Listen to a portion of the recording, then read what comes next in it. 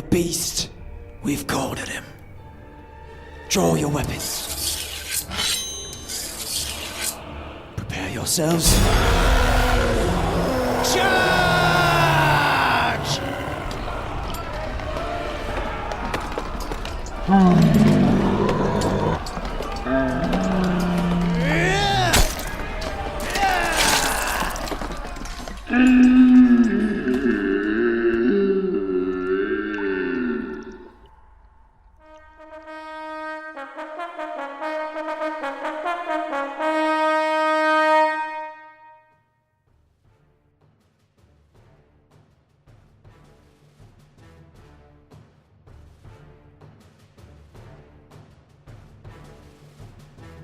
Welcome to the Raiders Confessional, the podcast for all things raiding in the world of Warcraft. How's it going, Raiders? My name is Ryan, and this is TRC Episode 11. I've got a question for you guys out there. Some of you might be new. You might be new to the show. You might be new to the game, so this might kind of escape you a little bit.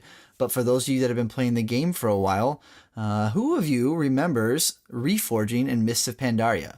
Well, if you do, and if you miss the ability to have a program tell you what to do so you don't have to worry about it, get excited because today we have a very, very special episode. This is something I've been working on for a little while now, and I'm definitely excited to dive right into things.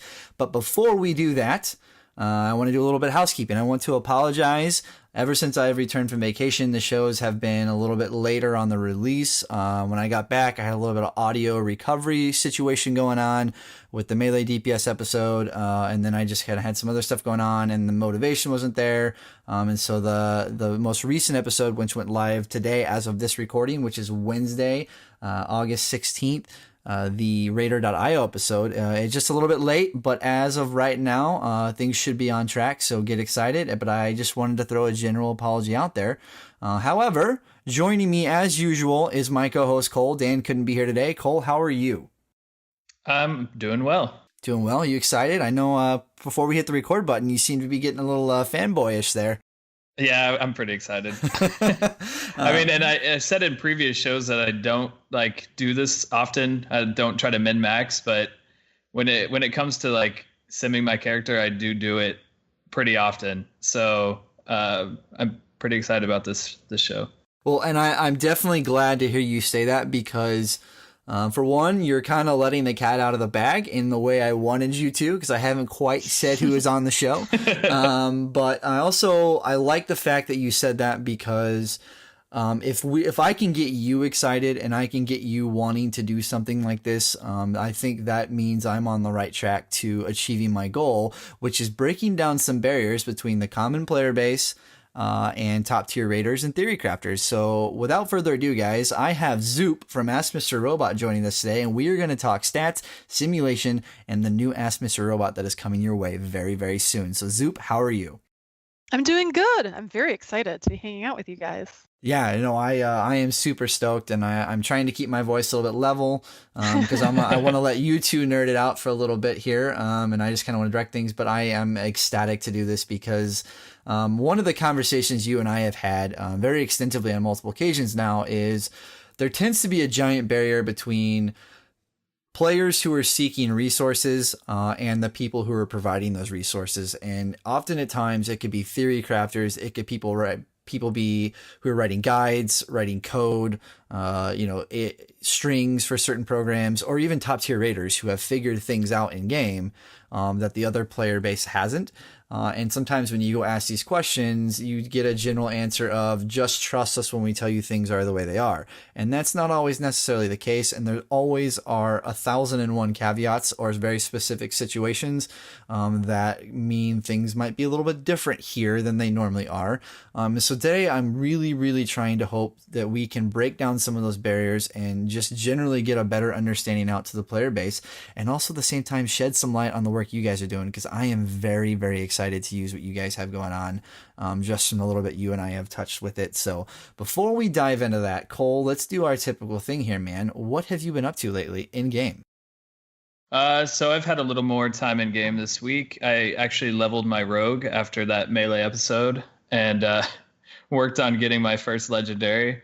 And of course I get the legs, which aren't the best in slot. They're fun to play with. They're a good utility Lego, but as soon as I got them, I'm just like, all right, log off, because I was disappointed. But I haven't given up, so I'm going to push forward, try to get the shoulders or the bracers for my sub rogue, and hopefully that works. And oh my God, folks, you heard it here. That is not a Cole saying right there. He's going to push forward and push through the legendary wall. So you know what? Yep. Man, that's two like non-Cole moments coming from Cole today. So hopefully I don't know what's going on. I know. Hopefully we get a third one out of you. So as for myself, I as well have leveled a character. And I have made a decision at the end of Tomb of Sargeras, moving into Argus, I'm going to be switching to a hunter. I have played a different character for each tier of rating so far, and I don't know why I put myself through this. Because yeah, like Cole said, the legendary grind is a pain in the butt, and it's just not fun. So screw me, right? But so I leveled my hunter and been kind of gearing him out, had a lot of fun. It's kind of bringing me back to my roots here. I've mained a hunter for the last 3 expansions, and this is the first expansion I haven't played a hunter yet. So what better way to end an expansion by playing my hunter? So yeah, other than that, just been doing the typical podcast thing, getting ready for my last year of school at the ripe age of 31, having started in 2005. So hooray me, right? You did it. I know, right? Well, maybe. Right. Yeah. Don't say that yet, man. Don't jinx me, man. I got to get through Right. this year. But so no, we are looking to keep going strong with the podcast. And like I said, I'm very, very excited to dive into today's topic. And just kind of one last housekeeping I forgot to mention, guys. The way we're going to move forward with our format is, and I know we've talked about this at various points, but I just really wanted to drive it home since I got a little bit off schedule here with the release of the shows.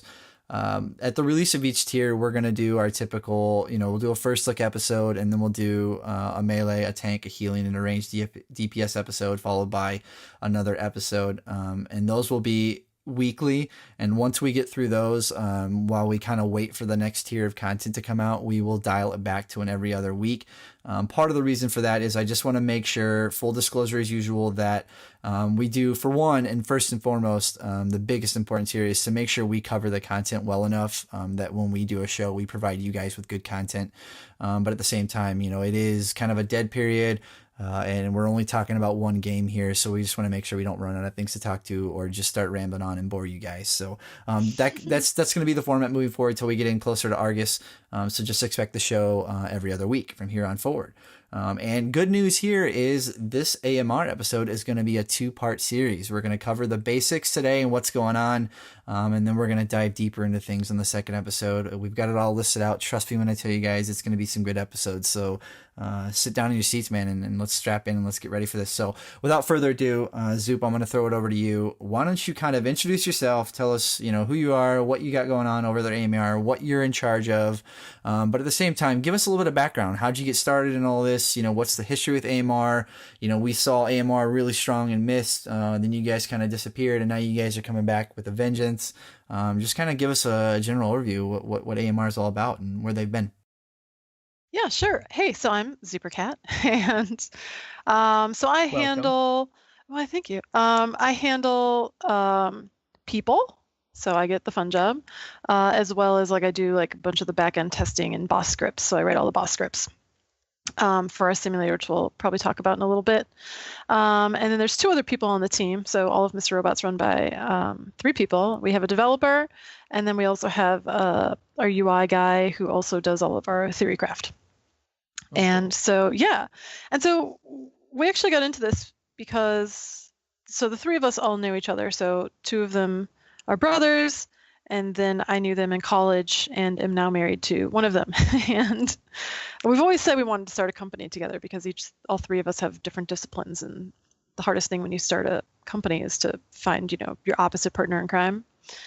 And during the crash, whatever crash happened in 2006 or something like that, I was at dig.com, if everyone remembers. Oh, dig.com, Reddit's older sister. It died. Well, I mean, it's a totally different format now owned by different people. And so they were crashing, and that's where I worked. And then, just the industries were down, and we're like, you know what? Let's just do it. Let's just jump right in. And so we actually started it as just a little side project. And we ended up getting, I think, like 600,000 users in 30 days. Oh, wow. Yeah. And we're like, we didn't even advertise it. Like, it was just people were picking it up and talking about it. So we were excited, and it just kept growing from there. And yeah, reforging, was a really big deal. And even though they took it out, though, like our user base is still giant. Like, we still have millions of users. Like, I don't know how many people Warcraft has these days, but we're at a couple million people now. Some of that's probably duplicates, right? Like, if you're using it because the way Google tracks it, if you're using it at home and at work, right? Oh, so yeah. Who knows the real number? No one knows the real number. Yeah, so we still have a ton of users. It's just a lot of people like just use it and don't run around talking about it as much. Before it was reforging, it was like, oh my God, you have to use this, right? Yeah. And now it's like, hey, this is really awesome, but I feel like my friends already know, so I'm just going to use it. Yeah, so we've been doing a lot of interesting things. The last expansion, so every expansion we try to do something new because we always end up having time. So, we managed to get reforging perfect. And then the next expansion, we're like, well, let's have a new project. And we did combat logs. And at the same time, Warcraft logs came out. And so we talked with him, and he had a really cool, query tools and, this hardcore data, and we had gear and he didn't. And so we're like, let's just kind of, play in our own little sandboxes here. And so we didn't build the query tools because he had already done it really well. And then we wanted to work on simulation. And with the next expansion, they were starting to put gear into the combat log data. And so that was kind of like our unique thing. And so we're like, well, we can either have a feature war with Warcraft logs, but the guy's cool and the website's really good, so why would we do that? And so we basically handed the reins over to him and then worked on simulation because there was a lot we could add, which we'll talk about in the show, that simulation needed an upgrade. So that's what got us into the simulation. Wow. That's a yeah, lot. It's a lot, right? A lot. When did AMR start? Like, which expansion? 2006. Oh, okay. Would that be? That's pretty Wrath. close to the. That's pretty Wrath close and to the Wrath? start. Yeah. Yeah. Wow. Yeah. So you've been working on it for a long time. Yeah, and like every time Constantly we're like, changing. Right. Yeah, because we're always just trying to we make what we want as players. Like, that's the cool thing. It's like, what do I want? Like, what am I annoyed at in game? All right, let's solve it. So, fun And little so- question here. Yeah. Mhm. Are you guys players? Oh, yes. Okay. My first job out here in Silicon Valley, I moved out here, and my first interview was at this game company called Xfire. I don't know if anyone ever remembers Xfire. Doesn't matter if you don't. And they were interviewing me, and I was like, oh, I'm ranked, I don't know, it was like 200 in the world on, not StarCraft, the other one, the Warcraft 3. Yeah. There you go. Warcraft 3. Yeah. And this was like before it really caught on. And they're like, wow, really cool, you're hired. I'm like, great, who says video games can't get you a job? But then they were playing Warcraft, like World of Warcraft. I'm like, what's this? And so they got me into it. And then eventually, yeah, we built a company around it. Wow, that's awesome. Yeah. So you guys After- indeed are a living, breathing company then at AMR. Yes. Yep. Okay. So we are a C corporation, just for because I work in Silicon Valley, so we have access to, people who set up real companies. And so we're like, well, you might as well just set it up, right? Because then it's easier with taxes and ad revenue and blah, blah, blah. One of the things I like about that statement is, and kind of what I was alluding to earlier, is a lot of the times the people that are doing the work to provide these resources aren't people who are making a living at it. And a lot of times there is either a reluctance from trying to keep their knowledge to themselves so that nobody else steals it from them, or just the lack of, desire to explain things to people. And I find it ironic on the other side of the coin, and I'm not trying to talk bad about anybody out there that is in the position of providing resources to the player base. But you know, you guys on the other hand are a living, breathing company. You're making money from this. It's a business, and here you guys are more than willing to talk to us, where we don't make a living doing the show. This is purely for a hobby. We're just a couple of nerds who want to, you know, get off essentially. Better ourselves. Yeah. Right. In the virtual space as orcs and Tauren and, you know, humans and dwarves and gnomes. But right. it's super cool that you guys are taking the time to do this, because I feel like that really alludes to the fact that you guys haven't lost sight of what brought you into this space, and that is a love of nerd. And I think that's important. And then, you know, we also like, you know, we're here to really help people. Like, we're players, we help ourselves, and then, you know, people just happen to want the same things we want too. And we just try to run. I mean, what's the coolest thing when you own your own business is you get to run it however you want. And that's why our premium is still $12 a year. Like, we want it. That's not a lot at all. That's nice. Right. We want it fairly priced. Then could I charge $60 and lose like some people? Yeah, but that's not how I would want to be treated, right, as a player. And so it's just so cool that it's like, you know, you're not dealing with these like evil corporations, right? Yeah. It's like we get to do what we want. And then the other side of it too is just a lot of us, there's three of us, right? A lot of us do we really enjoy kind of just giving back to the community. So one of our other guys used to teach, once he had his own kids, he ended up not having as much time to do it. So he doesn't do it very often anymore, but he used to teach Taekwondo to children. And then I, you know, speak at like teachers conferences and students, you know, to students and graduates and stuff, trying to like help them understand technology and how to use technology in the classroom.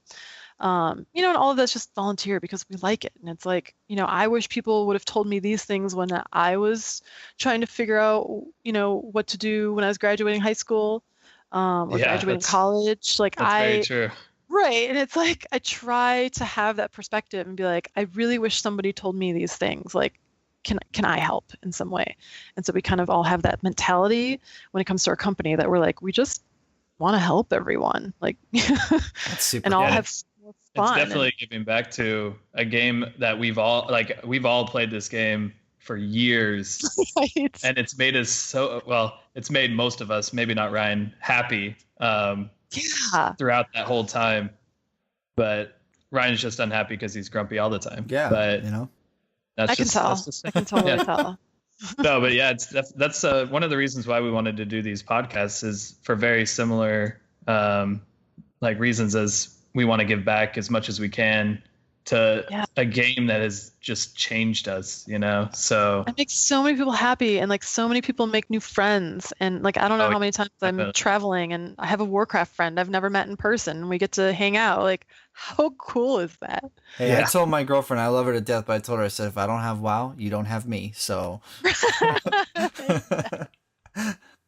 you know, she's real good about letting me do this kind of stuff. But you know, and again, that's a whole nother topic. But so we've got a good idea of who you are as a person, who you guys are as a group, because you're only one of three people who are running a business, and creating this software and doing all the work.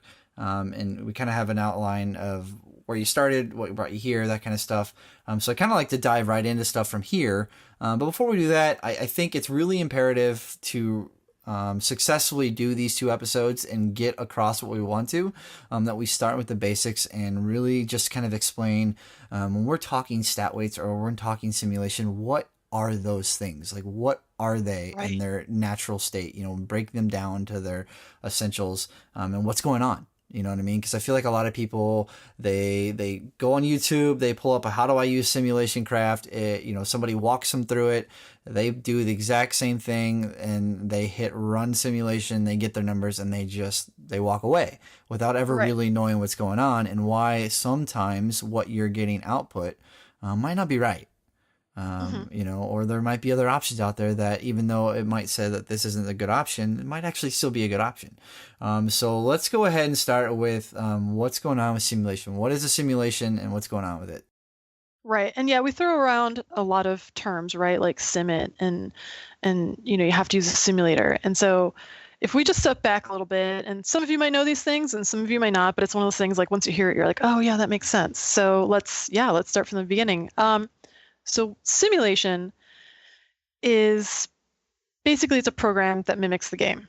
So you're in the game and you're casting your fireball, and then next you're casting your, I don't know, combustion, right? Like Yeah. I can't even Yeah. think. I'm trying to like picture a mage. I'm like, I should have picked a class I know better.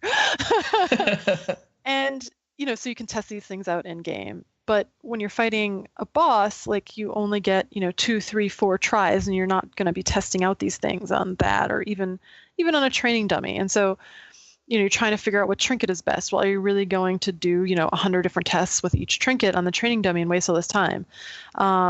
And so what a simulator does is it mimics that stuff.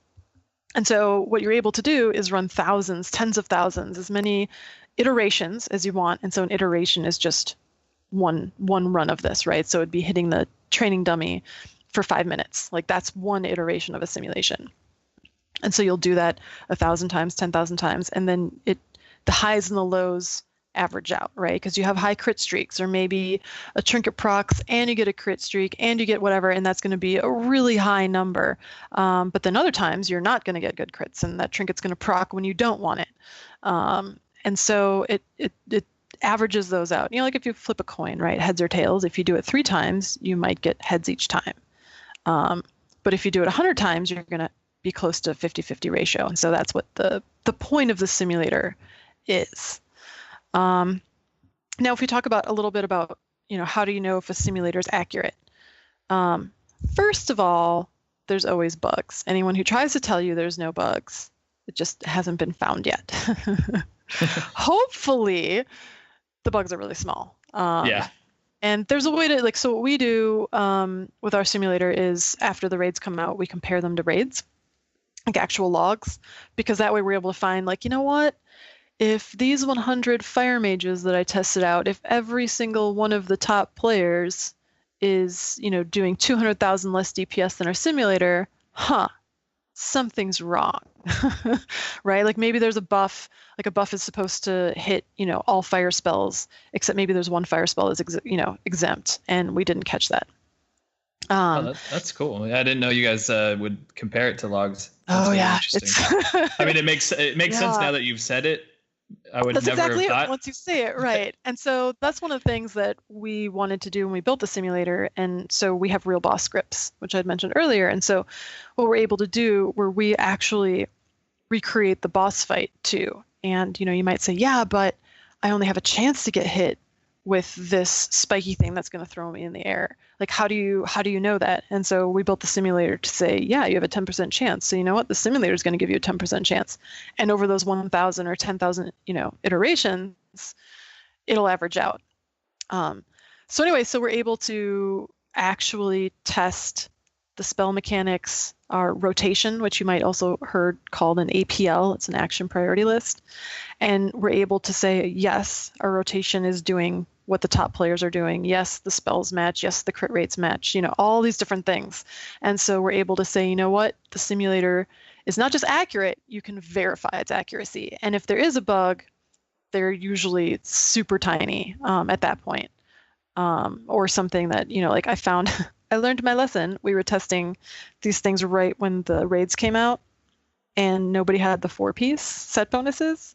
Oh yeah. And so when I was going back and checking, I'm like, wait, why are all of a sudden, did you, I asked our developer, did you make a change for this class? Like something's happening that all of the logs that I'm testing now, because we're constantly testing, like all these logs are coming out too high. It's like, no, I didn't change anything. And I finally narrowed it down that we had a bug in the 4-piece set bonus. But the first time around, I wasn't able to find it because no one had the 4-piece equipped. Yep. That's interesting. Yeah. Yeah. I like all that. Just trial and error to find out. I mean, I sound like I'm nerding out, so okay, I'll let you go on. Oh no, I was just gonna say, like, how's the other way that you find bugs, right? Like, Yeah, right. I'm gonna look through the code, and be like, is this right? Yes. How often do you guys come up against something where maybe there was something going on with a piece of a gear that Blizzard had done that nobody was aware of, and they never released the information, didn't realize they didn't release the information, that kind of stuff. This is actually kind of funny because I'm not, out there as one of these theory crafters testing, everything about a fire mage or a warlock or whatever, and being like, oh, I found an exploit and whatever, right? So whenever I come across something, I'm always like, how did nobody else find this? Like I'm doubting myself, right? Like, am I sure this is right? But it's not uncommon. I'd say every tier will find, I don't know, a handful, like half a dozen of things where I'm like looking at logs and then our simulator, it's not matching. And then we're finally like, wait a second, this isn't the tooltip, and what you say this item is doing is actually not what it's doing. Or you say it buffs all fire spells, but not this one. And so that's when we end up finding it. And every time I'm like, I guess I'll submit this, like post it on the forums, but I'm always like, someone's going to make fun of me because they're probably going to be like, oh my God, we already knew lol. And I'm like, so I'm always like, oh, just wait. And usually nobody knew. We actually found one that I went and probably asked like a dozen different people because I'm like, there's no way this isn't known, is not Goroth, but Croesus. You couldn't miss on Croesus if you were a dual wielder. And that's why I love it as my demon hunter. Yeah. I love that. That was us. Oh, so you guys found that. That's cool. And we were like, they're probably not going to fix it because there's probably like the way they wrote the boss, there's probably going to be some crazy thing that if they fix that, it's going to break everything else, right? Yeah. And so, so that one was like, I had to go ask like 12 different people. And I'm like, are we sure nobody knows about this? Or am I missing? Like, I have to be missing something, because it wasn't until like 2 or 3 weeks in. I'm like, how does nobody know this yet? Like, I'm not the kind of person who finds something first, but now with the simulator and how much like hardcore work we do against logs, we're able to do it because that's what it was. It was like the simulations weren't like, we couldn't get high enough. I'm like, why is everyone's out DPSing the simulator? And then I finally, caught it. I was like, oh yeah, dual wielders aren't missing. Yeah, that's really cool. Yeah, because I love that fight for that very reason. Yeah. Well, and that's kind of why I asked the question, because I wanted to kind of elicit a point of there's a reason why you guys are always testing and that kind of stuff. So it's also interesting how you said there's like the elite raiders like figure these things out and either everyone else didn't notice or the information hasn't trickled down.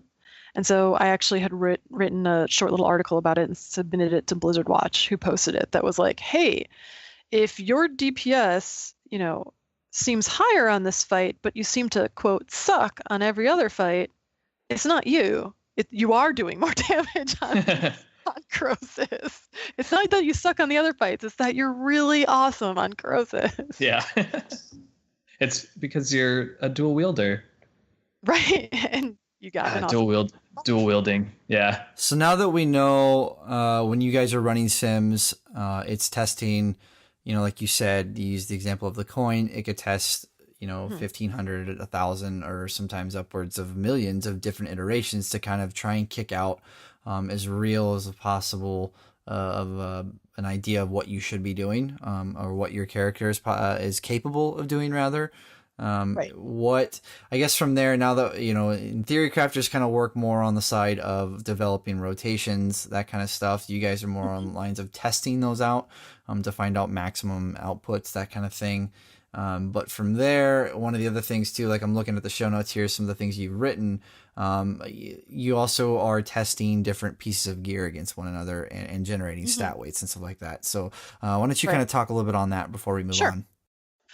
Yeah. And if we want to talk a little bit about, rotations and stuff, because what the rotation is doing matters in that if you're not doing the same rotation as the simulator, the results aren't going to be as good for you.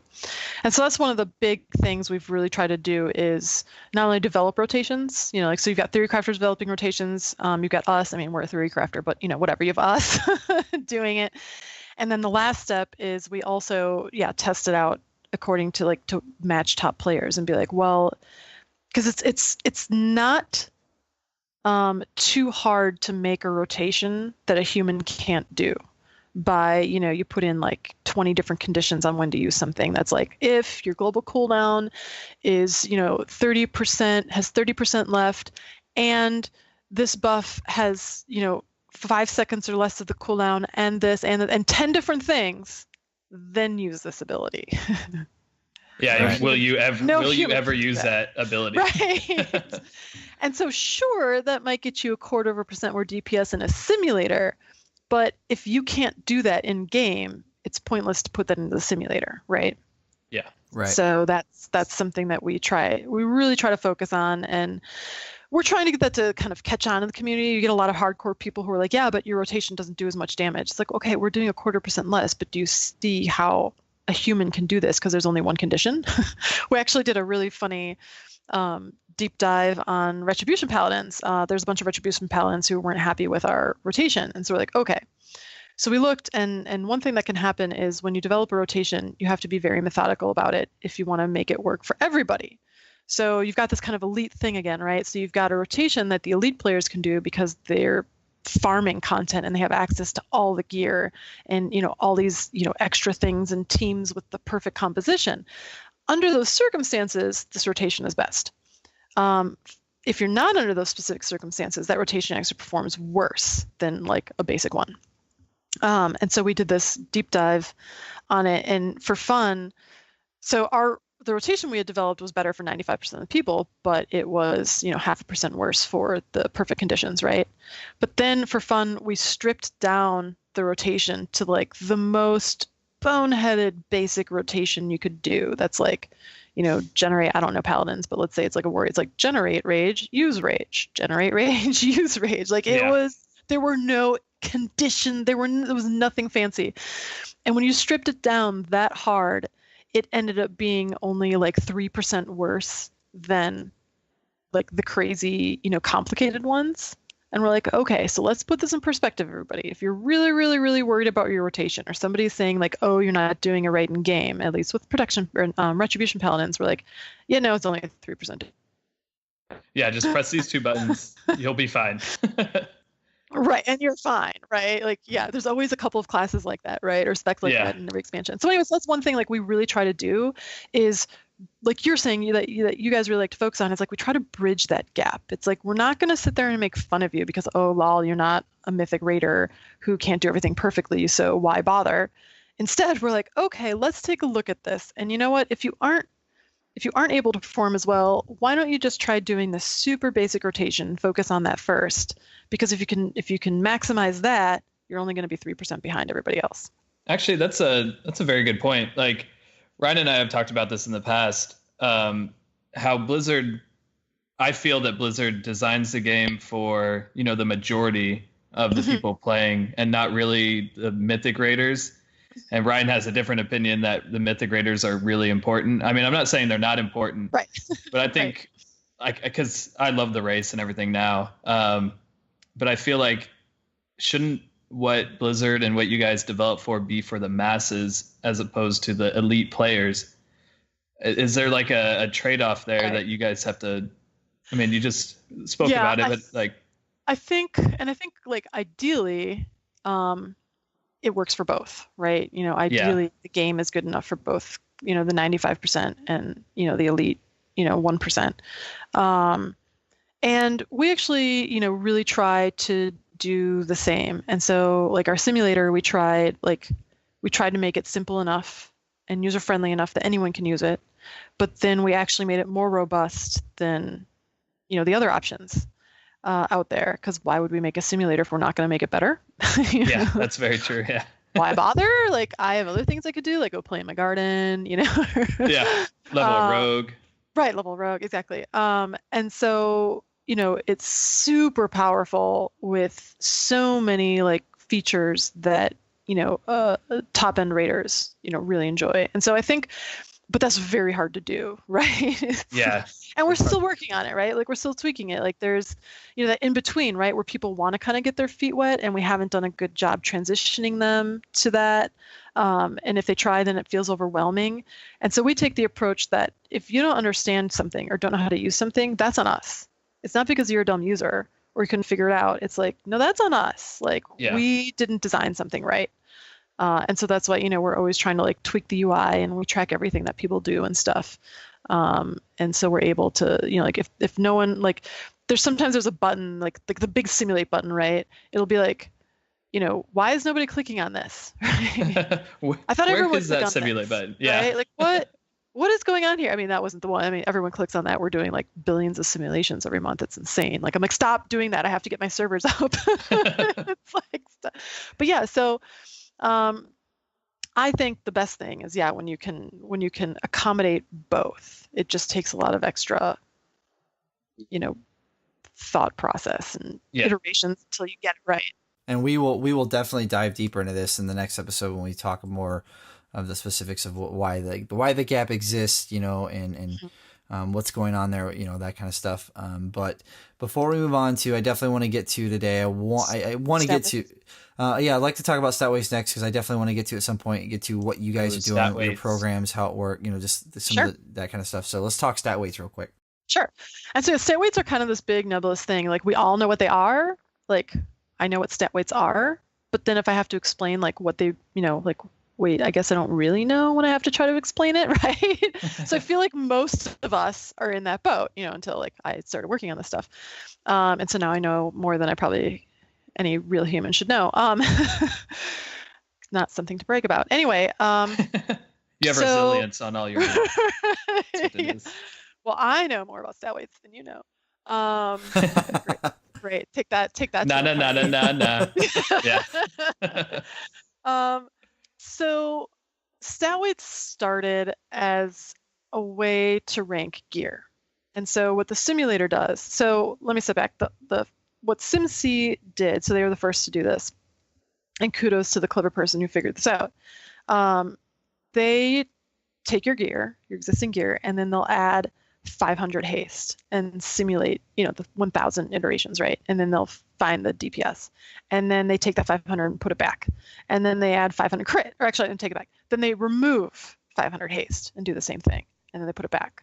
And then they add 500 crit, run the simulations, put it back, remove 500 crit, put it back. So now you have 2 data points for every stat, a high and a low. And so what they're doing is saying, okay, when I removed haste, I did 1 million DPS. When I added haste, I did 1.1 million DPS. And so there's a difference of 100,000, and there's of DPS, right? But there's a difference of 1,000 haste, because we took away 500 and we added 500. So what that'll say is, oh, well, let's divide 100,000 by 1,000, and you get 10. Never do math in public, because you might be wrong, but we're going to pretend that's 10. I don't know if it's right. Too many zeros. So we're going to pretend it's 10. So that's how you get that stat weight of 10. So it's basically saying, for every 10 haste I get, or every 1 haste I get 10 DPS. All right, so do we follow so far? I know I get crazy with numbers. No, yeah, I think we're good. No. Okay, cool. So they do that for each one. And so that's how you end up getting like a stat weight of, 10 for one thing, and then 9, and then a 7.7. And it's basically just saying how valuable or how much DPS you get per point of that stat. Now, people started normalizing it, and I'm not quite sure how that trend started. And so normalizing it says, we'll take your highest stat and put it down to 1, and then everything else is like a decimal. And the reason I really don't like that is because now you're divorcing the idea of 1 point of intellect, might get you 10 DPS. And I think that's made stat weights more confusing for people, because they don't really know what they mean. But if you could just say, oh yeah, for, if you have a stat weight of 10, that just means for every point of intellect you get 10, or haste, whatever example, you get 10 DPS. And people are like, oh yeah, okay, cool, that makes sense. Yeah. Right. But when you normalize it, well, now it just means nothing.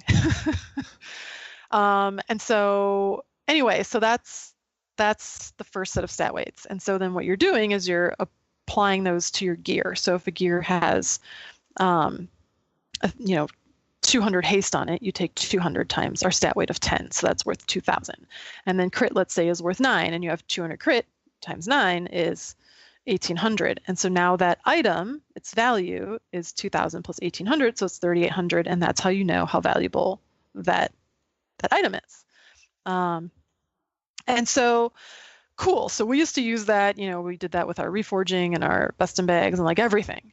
And then we started to notice that's like, well, actually, as more and more complications got added to the game, we really started to notice that stat weights weren't good enough. I should actually stop there. Do you have any questions about stat weights, how I explain them? I'm good. Cool. Okay. So we started noticing there's a few problems. So the first problem is the way SimC did it And again, kudos to these people because they were the first to do it, and it was clever. And the person who did it was just like, hey, I have this cool idea, let's do this. But there's having just 2 data points per stat isn't actually statistically sound. And so you end up getting a lot of variance and a lot of issues. Like we'll talk about haste. If you want to talk like haste breakpoints and stuff, we'll come back to this. So you have to remember that when we talk about haste in particular. So then the other problem that started happening, or that we noticed, was it's not looking at how they interact together, right? So it's like, we're going to test haste in a perfect environment, and then we're going to test or a controlled environment, and then, you know, crit, and then whatever. But what happens if you get haste and crit? Like, is that just really powerful? Does that make one more valuable than you know, other things?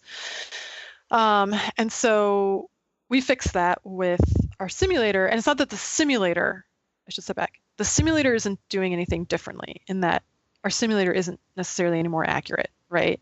Other than, you know, we tested against real bosses, so whatever. It's the stat production, it's the stat weight production that we're doing differently. So if you're going to try to simulate your gear and just be like, how much DPS can I do? Both simulators are very similar, right? So just to step back and make sure you understand, we're just talking about the stat weight generation part of this. So the simulation engines are all solid. So the stat weight generation part, so we do it where we look at not just your gear, but like all of the gear you could get, right? Because, you know, it's the whole, well, if you sim it and you get a new piece of gear, you have to, you know, all these other things and change it and whatever. So we look at all the different gear you could get, and we look at all the different combos of like stats you could get, right? So it's like, well, we know at item level 895, you have a stat budget of 10,000 stats, secondary stats. I have no idea if that's right. We're going to pretend it's right though. And so we're able to like look at real gear sets that fit into that like stat budget. And so we're able to say, you know what, we know that haste and crit, if you balance them, like if they're kind of equal, that's actually better than stacking haste to the exclusion of crit. So one more math thing, if we step back, remember we've got our haste at 10 and our crit at 9, right? Yes. If what that tells a system, like a program or anything that's scoring something, is always pick something that has more haste than crit. Crit will never win out if it's compared to haste, because haste is 10 and crit is 9. And so you can't really balance a stat. Like nothing can tell a system, like, or stat weights are not able to tell a system, I want equal amounts of crit and haste. And it's not because SimC does it wrong, and it's not because AMR can't do it. It's just that's how stat weights work. It's a priority. I kind of want to step in here for a second, because I feel like I've done some research into this, and I've played this game for quite a while, and Cole, same thing. So I feel like we might have an understanding of what you're talking about, whereas there might be some people who are new or don't have any background. And so like I was talking to somebody back in EN, back when there was no set bonuses, and I'm sure simming was a lot easier than it is now. But I used the Fire Mage as an example of kind of what, and correct me if I'm wrong, but I think I have an understanding when you're looking at how different stats play against each other.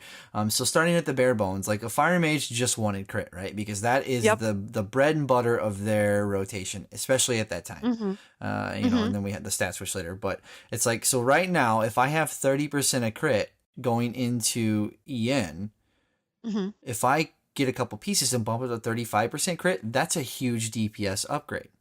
You know, especially when looking at a 5-minute fight.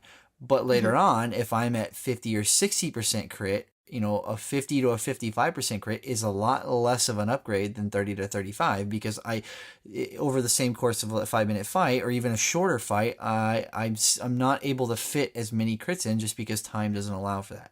And so at the same time, so like let's say you have haste and crit interacting with one another. If you have 100% crit and no haste, yeah, every single spell you cast might be hitting for huge numbers. You might be getting good DPS. But at the same time, somebody else who might have, let's say, 20% haste and 80% crit, they might do more DPS than you because they're fitting more crits in because they can cast more spells. Especially if they get a few of the fights where RNG is in their favor. So that's kind of a layman's term as my understanding goes of kind of how some stats might interact with one another and why stat values may change. You're right, and that's a perfect example. Right, yeah. And then, things get even trickier when you start adding in, procs, like from your legendaries and your trinkets and your set bonuses. And so that's another place where stat weights fail. Actually, let me step back. So the way we solved the whole stat weight problem is we no longer technically use stat weights. We basically just have all this data. So we sim all this data. Why not just reference the data itself, right? So the old method is you generate stat weights, and then you take those stat weights and you plug them into your favorite system, right? AskMrRobot, Pawn's popular, and we like it too. And then you get your gear recommendation. And so we're like, wait, why are we taking all this really rich simulation data and then dumbing it down into stat weights? Why don't we just reference the simulation data directly? And so that's what we're doing now on our site. So when you come to the site and you're playing with gear and you're ranking things, it's referencing all these things, and it's like, you know what? I just know that you got a little bit of haste, and we should balance it with crit. So you know what? I'm gonna recommend a little bit of crit for you. And so a real world example that you might have seen, happen before, if any of you have run, stat weights, like if any of you have used any of these programs to calculate stat weights, is you're going to see, like, you might have seen, hey, I just got a really cool item with haste on it. And the system says, yes, the stat weights say it's awesome, get it. And you're like, yay, I got it. And then you go in and you go simulate your new stat weights because your gear changed. And then all of a sudden it's like, no, crit's the way to go. And you're like, seriously? Oh, I yes. just passed up a crit item because you told me not to get it. God. Yeah, that's the worst.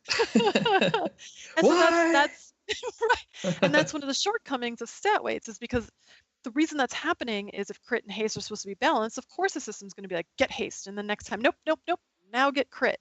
And it's just so frustrating as a player. And so that's why we're just like, you know what? No, we know those should be balanced. And so our system's like, you know what? Actually, like, if you get a crit and a haste item that drop, we're probably going to rank them fairly equally because we know we're balancing them out. So yeah, kind of, I kind of have another example of what you're talking about. Mm-hmm. So you have certain classes like fire mages, when I'm going back to what I talked about earlier, whereas a certain stat may directly affect their rotation. What I mean by that is crits might actually give them resources, might give them procs like that, whereas other classes, a crit is just a crit, right? And so, classes like that obviously are going to be more glued to a certain stat than other classes might be, or specializations for that matter. And so, I did my fire mage Ian, I used those examples, and I kind of gained an understanding through that respect. And then I played frost mage through TOV and that kind of stuff. And that frost mages are kind of weird because their stats are all over the place, and they very much are in the case of, balancing stats out. And I can't tell you how many times I do all the sims, I get my pawn string, and this, it said, okay, these are your stat weights. And all of a sudden a piece of gear drops in the raid and it says that piece is a 3% upgrade. I'm like, sweet. So I go pick it up. I'd put it on. I'd enchant it if it was enchantable. I'd put gems in if it had a gem slot. And then I go run the sims and generate the new pawn string. And it's like, the piece I just took off for this new piece is now a 3% upgrade. And so I'm like, what in the world? Yeah. So I do it all over again. It's like the piece I just got in raid again it's like I kept doing this back and forth of a 3% upgrade every time I took one piece off for the other. And it was just kind of this, like, what is going on here? And the way I had to solve it was I had to ignore the stat weights, and I had to bump up the number of iterations I was running in SimC and just run that multiple times. I think I did it for me. I think I did it 5 times at like 30,000 iterations for each piece of gear, and finally figured out this one piece of gear was legitimately like maybe 2,000 DPS more than the other. Right, because they're basically equal. And it's because go ahead. You know what the worst thing is then you switch to that piece and you feel like your rotation is all wrong and it's weird. Right. And you're like, dang it. Why did I do this? And I'm so glad you said that, because that's where I want to segue into next real quickly before we dive into, and we've kind of already touched on a lot of stuff that you guys are doing, what you got going on. But I wanted to talk about, and I have a note here, and the question reads, what are stat breakpoints and why do they exist, i.e. haste? So for example, Shadow Priest and Nighthold. Now granted, take this with a grain of salt. They're, like I said earlier, there are always caveats, but theory crafters did all the math, they ran the numbers, they did very extensive research, very extensive amount of iterations in sims, that kind of stuff. And they basically told all the shadow priests out there, you basically want to gear towards, you want to stay at or as close as possible as 10,000 haste as you can. Now, I played a Shadow Priest in Nighthold, and I can tell you a lot of the times pieces of gear would drop, and I'd run the sims, and on paper, it would tell me that dropping down to, like, say, 9,500 haste for this piece of gear that had, let's say, a ton of crit, or a ton of mastery, or a ton of versatility, or whatever, was a technically on paper upgrade and a DPS boost, right? But so I put that gear on, and I'd go test it out in Raid, and it wouldn't work. And I feel like haste is a great example to talk about that, because haste is kind of a fickle beast, especially with certain classes. So maybe you could shed some light on that. Yeah, so there's a few. Haste really is like the special one. First of all, I've noticed there's a trend, and just like, because games trend, right? And just like everything else. And people love haste. And I think it's just because, like, that waiting, you feel like you're losing DPS. Yeah, right. That's true. And so it feels better to have haste, whether or not it's actually a DPS improvement. It feels better. Or maybe with the haste and the way people spam, like, we all spam the key. So the game actually is very technical, and we made sure our simulator modeled it exactly. That's another improvement we wanted to make, is if you spam, it'll queue, there's a queue, right? So you can get something in the queue just I don't know, like half a second or 250 milliseconds before it's supposed to go. And Blizzard did that to kind of help for people with lag. But certain abilities, like if you don't have enough resources, whatever, it won't queue it up and you have to spam it. Well, when you spam it, there's just like the shortest, like the game will kind of, locking you out is not the right word, but it can cause a slight delay. And so if you're used to a certain amount of haste and then it changes, you can actually end up like hitting that small little gap where the game's like, stop spamming that key. Like there's that, like, I don't know, 50 millisecond, 100 millisecond like delay that it makes you do. So that's one thing. And I have to like look at my notes to see exactly how that worked, because it's been a while since I set that up in the simulator. Anyway, so the other thing that happens, and this is why a really big thing we wanted to do with our simulator, because, we used to use SimC exclusively, and so we knew all the quirks and we'd try to work around them, and some of them were just, not really workaroundable. And so one of them is how it handles haste. So you can write, and this is what happens, you can write a rotation for SimC that kind of exploits the way it handles the spell system. So it will let you use an ability at exactly, like if the cooldown happens at like 1 second, it lets you use the ability at exactly 1 second, but a human can't do that. And the game doesn't let you do that for anything that requires a resource. Not like mana, but like, rage or something. It doesn't let you queue it up. If you don't have the resources, you can't queue it up. And SimC lets you hit it at exactly 1 second. And there is no way a human can do that. And so by the end of a 5-minute simulation, it'll get, like, say you're doing this with your big ability, right? Your most damaging ability. It'll only get like 2 extra abilities off. That doesn't seem like a lot, but that can actually add up to like several percent DPS. And so that also causes these haste spikes, because you can like get these perfect haste things that line up that don't happen in reality. And so that's why you'll see, like, if you look at the outputs of SimC, you'll see like haste spike up and down, like really hard, that actually doesn't exist. Now there are, like, because it's just like, it's like you're just hitting these, like, I'm totally not explaining this well, and I apologize. Like, you just end up hitting these parts that are like, I should just message our developer and get him on to explain it, and I'll go on, because he knows exactly, because he coded this part. Anyway, okay, so there are haste breakpoints for some classes, but breakpoint isn't really the right word. So the reason these started to exist is what we were talking about earlier with, like, say, crit and haste are supposed to be balanced. So one of the reasons, quote, breakpoint started was it was a clever way to cheat the, or trick the stat weights into thinking, oh, now I have to balance. So it's like, oh, once you get to 30% haste, now start adding some crit, right? So it was kind of a a stopgap to make this work, but there's usually not a cliff, like you had said, like they say around 10,000. Right. And so it's usually like a slow, like a little hill that goes up and then it goes down. It's not like a cliff like we've been treating it. Now, SimC tends to make them look like cliffs because of the way they handle this. And we made sure that we didn't like have that. Like, so we took that artifact out by basically modeling the game exactly how it was going to be. Well, so I messaged our developer to see if he can come explain that if you guys are interested. I feel like, and I'd like to. We'll definitely cover that in depth next episode when we cover some more. Yeah, we'll deeper dive on some of these things. But I think, in kind of to go back to, so like a lot of the times with haste, breakpoints was a point. So like, let's say you were a dot based class, right? And if it's 0 haste, your dot would tick 10 times over the 30 seconds the dot was on the mob. Once you reach, like, hypothetically, say 5,000 haste, you would get an extra tick of that dot inside of that time period, right? And so that was like a lot of the layman's understandings of breakpoints originally, you know? And so I think like a lot of times what's going on with classes like Shadow Priest, haste will give you those extra ticks. Or like a lot of times it meant you could get an extra mind blast off inside of void form, so you could stay in void form longer, which meant a larger DPS upgrade. Whereas if you didn't have that amount of haste, well, yes, theoretically you could output more DPS. It was infinitely harder to do so because the margin for error was much, much smaller, which meant if you made one little mistake, I see. Right. Yep. You had a much bigger loss in DPS. You know, so the haste made the class a bit more fluid, more easy to play. It wasn't as clunky.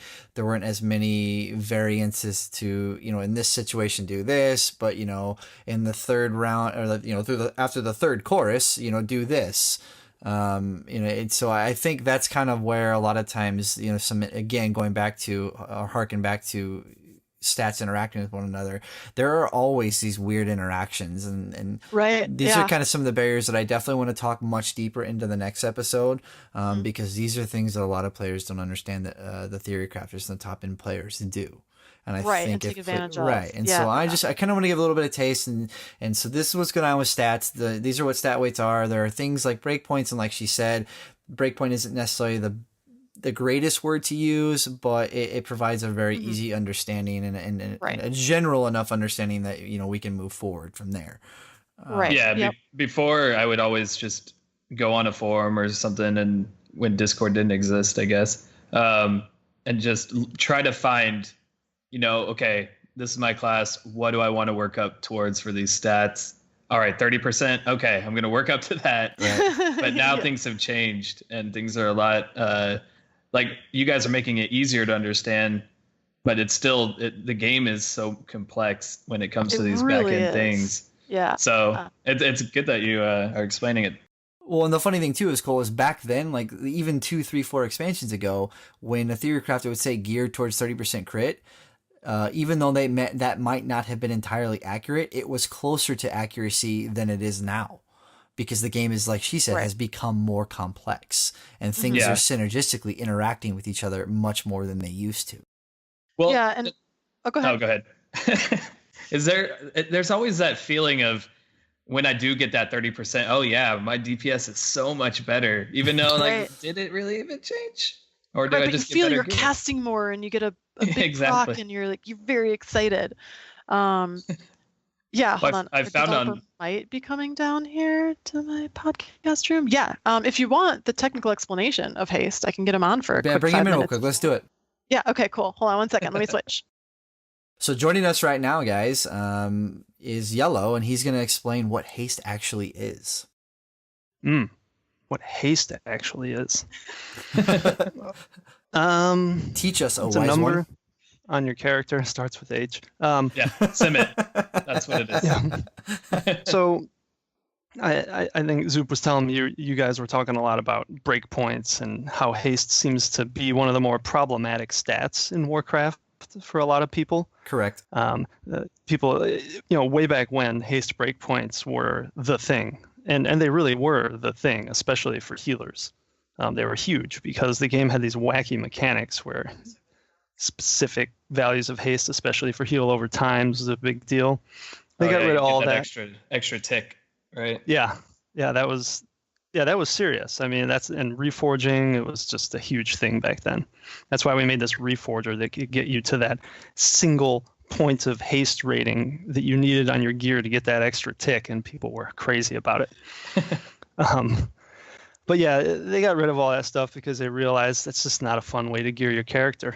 So nowadays, there's definitely haste interacts really strongly with all your other stats, because more than any other stat, it changes how many and when you use your abilities.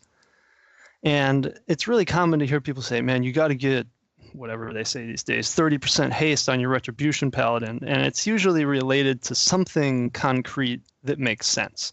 Like, oh, when you get that amount of haste, you can fit this many abilities in your judgment window or whatever.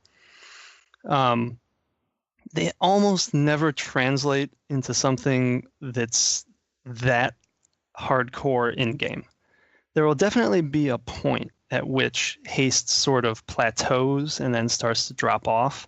But there's never these hard single numbers. Like, I need exactly 6,382 haste rating on my gear, or else I just suck and I'm just doing it wrong.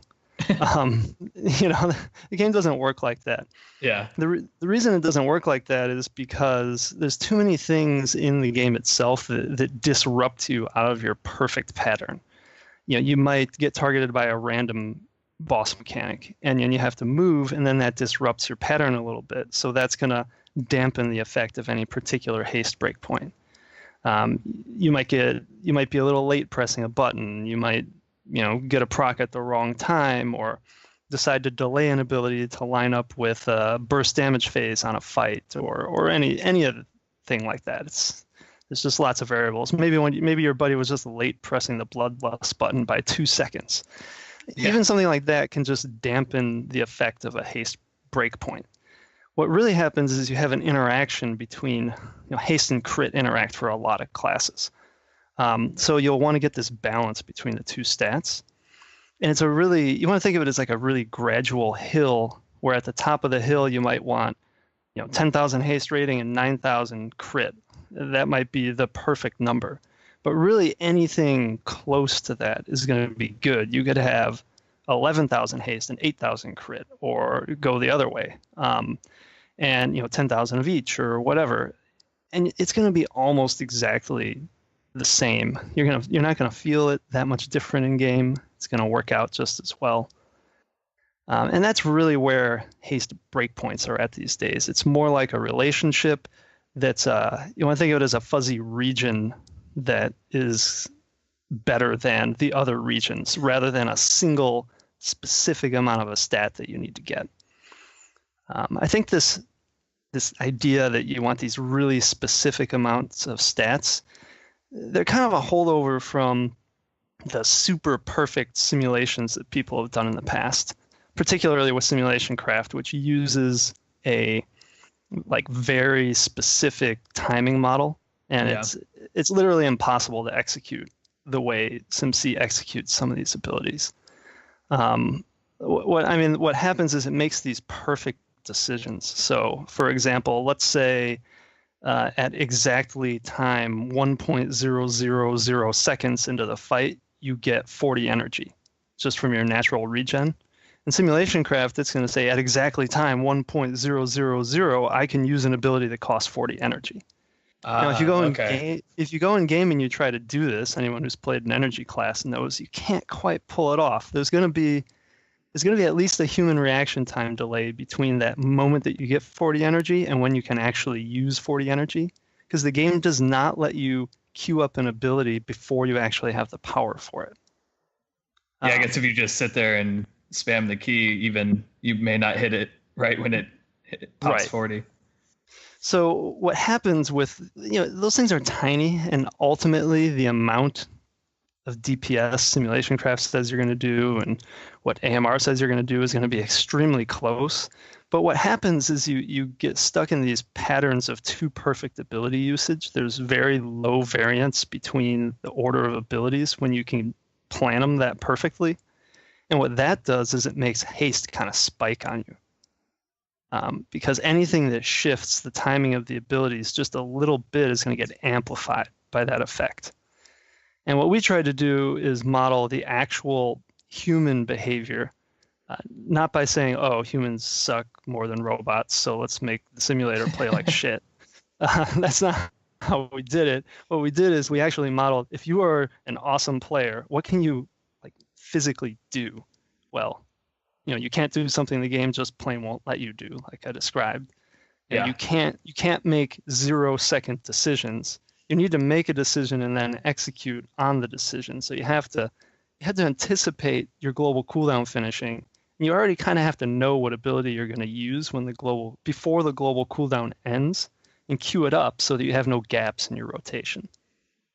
So we do that. You know, there's like a small delay between when you say, hey, I'm going to use this ability, and when you actually use the ability, which is how humans operate. Yep. And when you do that, it kind of dampens the spikiness. And if you were to go in game, you'd be like, yeah, I guess that's right. If I have 10 less haste, I'm really not feeling it. Yeah, I like that. So yeah. Yeah, that's really cool. Because we don't really think of it in that term. Cool. Yeah. I guess I should give you back to Zoop. You know, she's more personable and better looking. So Appreciate it, all man. right. Yeah, thanks for coming on. Yeah, thanks for letting me talk. What he got, it was that, yeah, you add 10 haste and all of a sudden it makes everything so much better. That's the piece I was missing.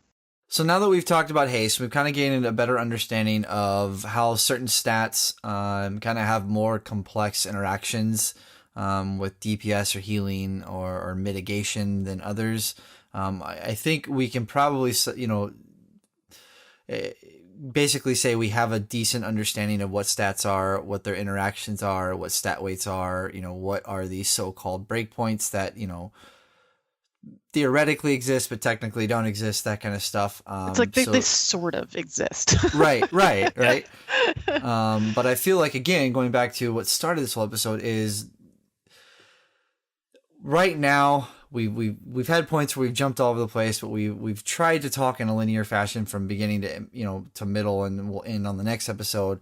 And we have said, this may seem scary, this may seem more complex than it actually is, but this is something like there is some truth to that and there is some not. Like there is some complexities involved here, and hopefully by the end of this episode we have summed up those complexities in such a manner that people can understand what's going on and why certain outputs are being given versus others. So to continue with where we are at right now, again, going back to we basically talked about stat weights and summed them up. But at the same time, there's a little bit of caveat, and I want to briefly talk about this because I feel like we will definitely talk about this in depth more in the next episode. But I feel like this understanding needs to be had now that while stat weights are great and they do serve a purpose, there are other things that make them not the greatest tool of measure. And this was something that you have definitely harked on a lot when you and I have spoken off air. And those are like legendaries, procs, equip bonuses, that kind of stuff. So maybe if you could take a second to kind of talk about what's going on there. Sure. So, as we talked about stat weights, it's like crit is worth this much, right? And haste is worth this much. But what happens when you have a proc that spawns a demon to DPS at your side? Now what? Yeah. Well, what do we get? Yeah. And so last expansion, we tried to get clever and we were like, okay, well, if we, simulate this, we know how much damage it does, and then we can equate it to one of your stats and blah, blah, blah. And it kind of worked, but we're perfectionists and we wanted to do better. So, when you're using a stat weight, it cannot rank those things. So it can't rank almost every legendary set bonus and trinket with a proc. And so when you're getting your stat weights and putting them into pawn, a lot of people get confused because they're like, wait, why isn't it saying this trinket is very good, right? It's got an awesome proc, and that's why. And so it's quite a complex problem, and hopefully, we can all figure out, well, we figured out how to do it. We want to translate it into like in-game and maybe something with pawn. So since we have all the simulation data, like we talked about, we just make sure we sim every single item with a proc, and then we bundle that with all of the stat data we have. And so when you're on the site and you're ranking gear, if it has stats, it's using, stat data and stat balancing. And if it has a proc, it's like, cool, I know this proc does 20,000 DPS, and I know these stats add up to 19,000 DPS on the stat stick trinket. So you know what? Cool. Now I know the proc is worth more. And so that's how that's how we ended up doing it, because there was just no way to translate it to stats. Yeah, I always have to go to like a separate place to see, how trinkets are compared to each other, and then also to their own eye levels, because like right, how it changes. You get the Warforged one or the Titanforged one. That's not a very good trinket, but it's Titanforged, so now is it a good trinket? Does that make it better? No, I don't know.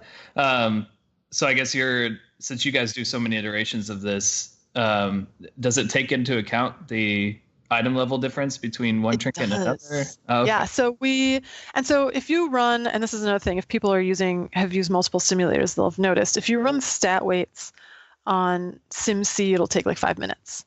And that's because, they're only using the 2 data points, and they're not doing interactions, and they're also not simming I have to say this carefully.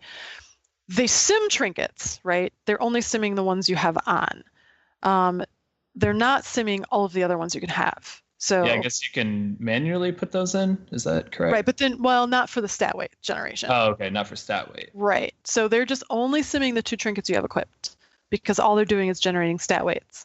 And stat weights can't rank trinkets, so they don't even bother with that. Okay. So their stat weights don't take trinket procs into account. The reason I want to say this carefully is that if you're using the simulator and you sim like trinket A and trinket B, it is absolutely simming those procs, right? Yeah, that's right. See the difference? Right. So their stat weights don't take any other trinket proc into account except the 2 that you have equipped. Okay. Does that make sense? Okay. Yes. I don't want to mislead people to be like, oh, SimC doesn't do procs. No, they do. So that takes 5 minutes. It's super fast. And if you've run stat weights on AskMrRobot, you're probably like, why is this taking 30 minutes or an hour? And it's because, we're doing all the stat interactions, and then we're simming every single item with a proc, every single one. And we're simming them at multiple item levels. So that way, because sometimes some scale better than others. Yes. Yeah. And so Crystal is universally like one of the favored ones. Maybe not anymore, but no, it still is. If you go look at the ranking list, it's usually up there. Yeah. Mm-hmm. Yeah. So, right. So anyway, so that's how we handle it, and that's one of the reasons you'll see us say things like, "Oh, stat weights are dead" to us.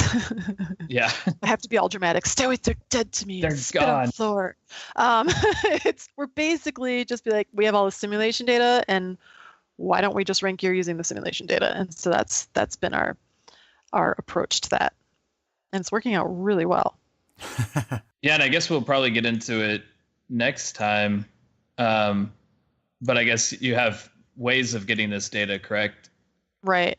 Yeah. So, do we want to talk a little bit about where we're going with the adaptive strategies, or next time? We will go into that next episode. Okay. From here on out, Yeah. So no, we got to leave some juicy bits for next time. Yeah. Okay. But we are running out of time, and I want to allot some time for us to talk about what AMR actually has going on, and what differentiates them from other programs. Which we've talked on this a couple of times now, just because it's hard not to.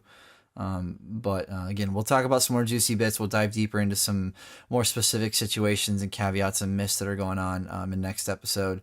But for right now, I'd like to. So AMR and Mr. Pandaria dealt with reforging. Yellow came on to explain haste, and he had touched on that. And you guys were absolutely great. And you've already talked about what made that great now with AMR. What made it great back then was that, if we can go ahead and take care of this for you and solve the puzzle for you, why not, right? And that's what made it great, was I didn't have to sit there, and it wasn't like you guys came up with, said, you should reforge to these stat points. And then I was left up to my own devices to figure out which pieces to reforge to what stats to try and get as close to possible as that. You guys are just like, here, we can solve all this with formulas and math. And it's done for you, right? And so I feel like right now, based on what you and I went over today, when you walked me through simming my character, getting the best in bag stuff going on, and we talked some more about stat interactions, stuff like that. I feel like what you guys have coming our way is more in tune with what you guys had going back then, and I cannot be more excited. So I wanted to spend some time on what you guys have going on, what differentiates you from something like SimC, and that kind of stuff. Sure. So since we're talking so much about simulators, we can start there. What differentiates us from SimC? We wanted to build something that is kind of like the next generation, right? Give it an upgrade. And so we made it more powerful for those of you who are super hardcore, simulation people. You can simulate any combination of talents and gear and even rotations. You can be like, well, if I have rotation A and rotation B, like which one performs better with which legendary and blah, blah, blah. You can get crazy. And so we build all those combinations for you. And then, so we have a few other things that, let the hardcore people dive into it, like our rotation editor. With SimC, you have to basically read like a shorthand kind of code and do it. And then if I want to read someone's rotation, I have to download like the program and then get like Visual Studio, which is a developer thing, and then open it up or something like that and like look at the file, right? To like read it, like I'm looking at a text file once I find it. And so we just didn't think that was very like shareable, verifiable. And, if somebody writes a rotation and I'm supposed to be doing that in game, I probably want to see it. Yeah, exactly. Right? So we put all of ours on the wiki and or made it into a wiki. And this is actually a really fun project for Yellow, who you guys talked to earlier. Everything on the website or that runs a simulator is on the wiki. So it's like a wiki style thing that you can edit. And then when you run a simulation, it's compiling the wiki into code live and then running that. Oh, interesting. Yeah. So it's a giant project to be like, can we turn a wiki into code? And so to read the rotations, you still have to know a little bit of like what I call Excel logic, which is like if-thens, right? You have to be able to understand if-thens plus parentheses and things like that. But all of it is self-documenting. So if you're typing in something like, I wonder how to check a cooldown, you type in the word cooldown and it like gives you your options and has tooltips to tell you what to use. It's basically built for people like me. I'm not a developer. Anyway, so we have this huge, like, robust system, and you can create things and share it. One of the other things that we found with SimC is that people would make cool rotations, but if it wasn't included as the main rotation, no one had access to it. Like, I had to, like, go to, know you had it and then get it from you. And then if you updated it, I didn't know that you updated it, so now I have to get a new one from you. So it was a big mess. And so all of ours is shareable. So, like, if you make a rotation, you can share it with me. I subscribe to it. And then every time you update it, I get the update too. Oh, cool. So a lot of kind of like this whole, like we were talking about, like bridging that gap. Like we don't want to be just for, the top 1%. We think everyone should have access to this. And it's not, we don't want to sit here in like our, castle and be like, oh, we're so much smarter than you, like, yeah. Oh, little plebes. Oh, if only you knew how to use my simulator, right? We're constantly trying to make it, more and more user-friendly so that your average person who's not a developer or isn't really familiar with simming like can understand how to use it. This is the one case where too many cooks in the kitchen is actually a good thing. Yeah, right. Right. Getting more brains behind it is great, and the fact that you guys are allowing people to participate and be a part of the solution rather than just instead of just being a README file, right? Right. It's great. It's awesome. So. Yeah, and so then, kind of going with that, we're also looking at it like, well, a lot of people, like I spent a lot of time this expansion explaining to people, like I had explained to you yesterday. So we loaded your character, right? And we looked at the results and we're like, well, those results don't look quite right. And I'm like, well, this is based on a default character, right? It might not have the same talents as you do. It might not have the same artifact progression as you do. But we wanted to give people a starting point. That starting point is going to be really good, right? You're not going to do bad DPS with that starting point. But if you want to min-max, which a lot of people do when they come to our site, you want a custom set of stat weights. And that's when you hear people say, well, you have to sim your own stat weights, right? And so we made a custom set for you. You ran one, I ran one. We had dueling, we had a little dueling thing going on there. And then we used those, and the results got even more DPS because it was totally custom to you. And so I spent a lot of time this expansion, like helping people learn how to do this. And so, because a lot of people have never done it before. And then we started asking ourselves, why am I making you do this? Like, can I just do this for you? Like, can I give you custom stat weights? Can I give custom stat weights for every single person who wants to use our website? And the answer was yes, but. And the but was, well, if each one of them takes an hour and there's 1 million users, how are we going to do this? Yeah. And so that's where we ended up coming, and we'll get in detail next show, is we came up with these, what we're calling adaptive strategies. And so what we've done is built a network that's like SETI at home. Instead of looking for aliens, for those of you know what SETI at home is, you use your computer. You let the universities use your computer to, when you're not using it, to process signals from outer space to decide if some of them are actually real and maybe aliens. And so we did the same thing, but just for Warcraft gear. Yes. And so, yeah. So you wait, you're looking for aliens inside Warcraft code? That's right. Exactly. Sweet. You can quote me on that. I am in. We're pretty sure the totally aliens are all in. playing. We just have to identify who they are.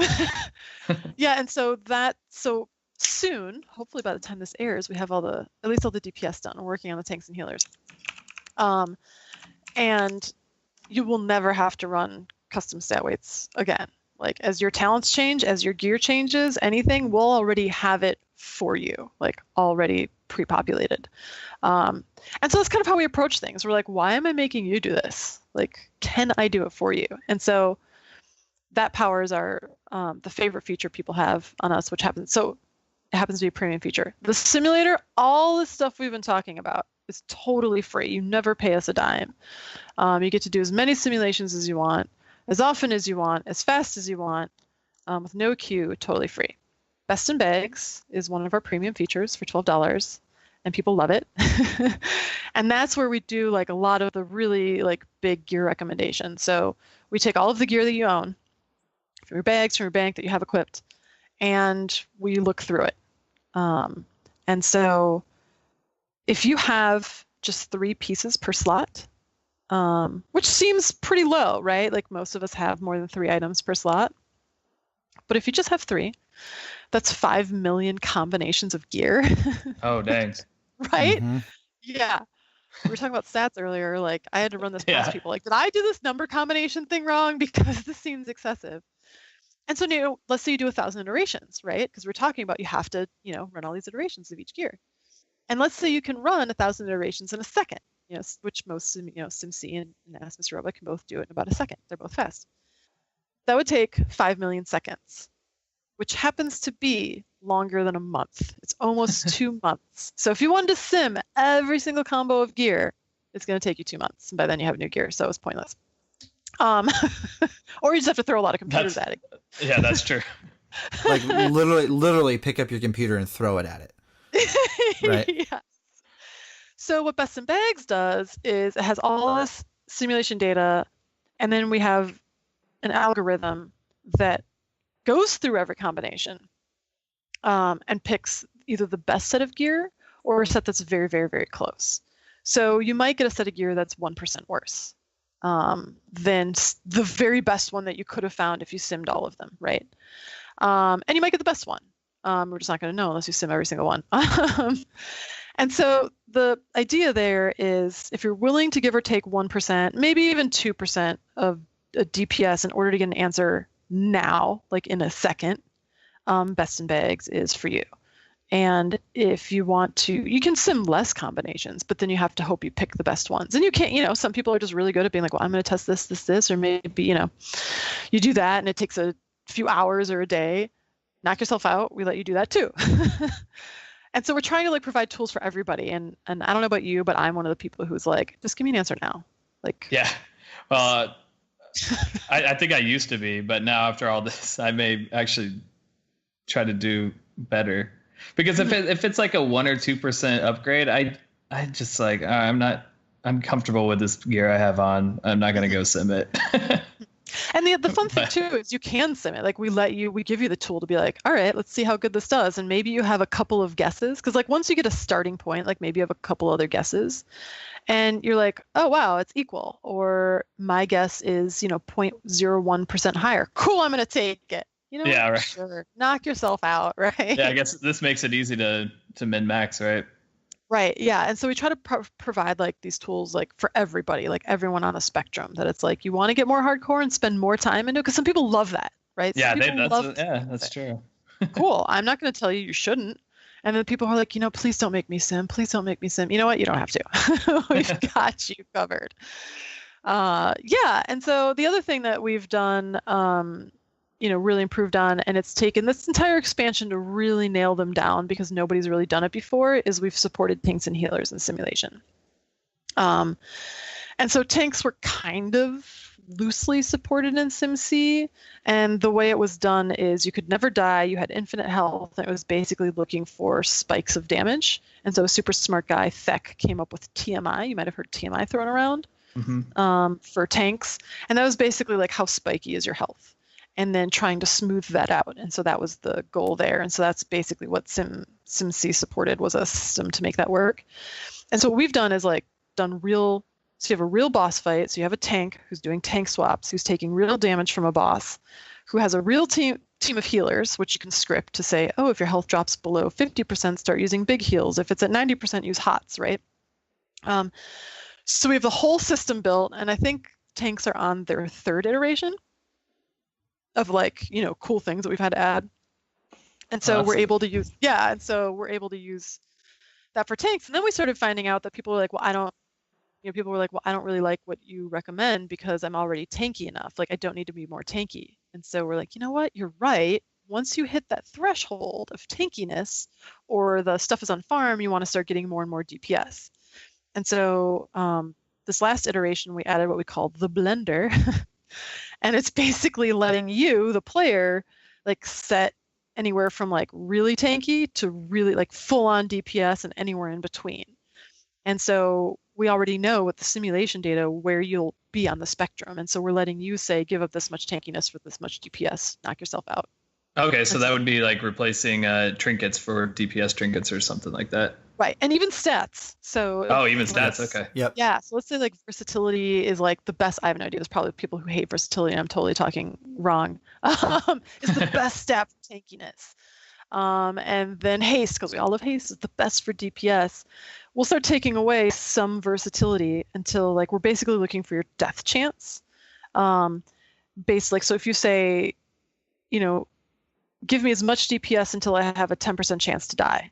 We're like, okay, cool. And so we'll take away as much versatility as we can, or tanking trinkets or whatever, to get you to that 10% death chance. And then we drop the rest in DPS stats and DPS gear. Okay, that's cool. Yeah. And so that's kind of like the first time that's ever been done. And so, that's why we're, on a few iterations, because, there's a lot of smart people that come around and they're like, well, what about this? What about this? And we're like, you're right. And there's, things we develop on our own too. And so healers, I think, are on their second iteration. And so for healers, you're basically healing like a raid team, you're healing tanks. And our first one was looking at all HPS, healing per second, and trying to just maximize that. We know if you run out of mana, so all of that is automatically handled. Like if you have too much haste and you run out of mana, we'll back off on the haste and blah, blah, blah. But we found that a lot of healers, because some of us play healers too, and some of us heal this way, is a lot of times there's like burst healing and then periods where you're not even really healing or barely healing. And we didn't have that modeled. And so the second iteration was kind of like, all right, let's support that too. And so now we have more of a full healer suite as well. And I'm sure there's going to be a third iteration that we're going to come up with more stuff, right? Yeah, adding healing, that's got to be a complicated It's step. Super complicated. Yeah, because that's never been done. Like SimC even hasn't done it. Yeah, I'm trying to think. Because it's so complicated. Even in our raid. Yeah, like even in our raids, you can see healers not have to heal much in certain times, but then it's all spiky. But then, like, how do you account for other healers in a raid? Right. Yeah, well, and we do that too. And so that was actually something we added in the second iteration. Okay. And so now we account for overhealing because we have other healers in the raid. But then we also let the other healers be scriptable. And I think right now we default it to they're not as good as you, but they're close, which means you're going to get the little bit of extra, right? It's like the benefit of the doubt. Because what ends up happening is, and this is super controversial, a lot of people are going to get mad at me for even saying this probably, is as a healer, healers love haste. And you know why healers love haste is because you get to sneak in your heals or your hots hit before your other healers. Sniping. Oh, yeah, for sure. You're sniping, yes. And you look better on the healing meter. And, but if you don't go for haste, you look horrible on the healing meter, but there's really no way for you to tell how good you were, right? Just because everyone else is then sniping you. And it's so hard to tell. And so we started putting in, so we put in the other healers to kind of like figure this stuff out. And so then people who want to be high on the healing meters, like now you can do that because you can just basically start ramping up the other healers on your team to like try to out heal you and you out heal them. And so so we even account for the other healers who are scriptable. The cooldowns, so it's like we know how often you have a big cooldown. And I think for the cooldowns, we put it in an order, and I think yours go first. And so then that way, you're not all using the big cooldown at the same time and so on and so forth. Yeah, it's very complicated. Yeah, that seems rough. But it's working out really well. So, and I'm sure there's going to be another iteration. Yeah, what That's about cool. DPS who can heal? Is that taken into account? That is not taken into account. Well, I'm thinking like specifically like blood DKs or something. Right. Oh, for that, yes. Well, it's taken into account on the tanking simulation, like for your death stuff, and it shows like so. I mean, you're not wrong, Cole, because let's talk situation A where let's say demonic inquisition, right? Like both healers don't communicate, both healers go down. You're a shadow priest, or you're a shaman, or you're a paladin DPSer, right? You're not a healer, you're not a tank, you're in all actuality a healer role, but you two possess the ability to self-heal. Warlocks with drained soul, drained life, whatever. Like there are going to be moments where, or even hellstones, right? Hellstones or health pots where you're basically going to do self-healing because the healers aren't there to do it, or you're going to help them out, right? And that's going to be another variable or a caveat that's going to affect the reality of the situation. That's hard. All these variables. Right. And I think that's a perfect point for us to transition out of episode 1. Because I think to sum it up, basically what you have said is what differentiates you from other programs like SimC is a lot of the programs historically that are simulators have worked with a patchwork style of fight, a fight where you can literally stand still the entire fight. You never have to move. You can perform your rotation completely to the max unless you just have bad latency. And there's really no RNG nature to the fight or the mechanics, and you can perform perfect, right? So it's got this perfect environment for you to perform a perfect rotation. But in reality, in the game, these perfect environments don't exist. So one of the hurdles I think you guys are doing a great job of in overcoming is here we are trying to provide as best as we possibly can get to a perfect rotation in a not perfect environment. Mm-hmm. Right. Yeah, and one thing on that, like you brought up a really interesting point that I've just had so much fun testing is I'll write the default boss script. So for Goroth, I wrote it, and ranged are always in range of the boss and have very little movement, because when you get behind the spikes, you can pre-position for those spikes to hide behind them. And so the idea is you stutter step, right? You move in between global cooldowns until you're over there, so you're never losing DPS time. But then, I'm like, well, but what if you aren't doing that? What if you're moving? How much DPS does that account for? Because we all focus on rotations, right? I have to be better at my rotation, but maybe you just have to focus on moving.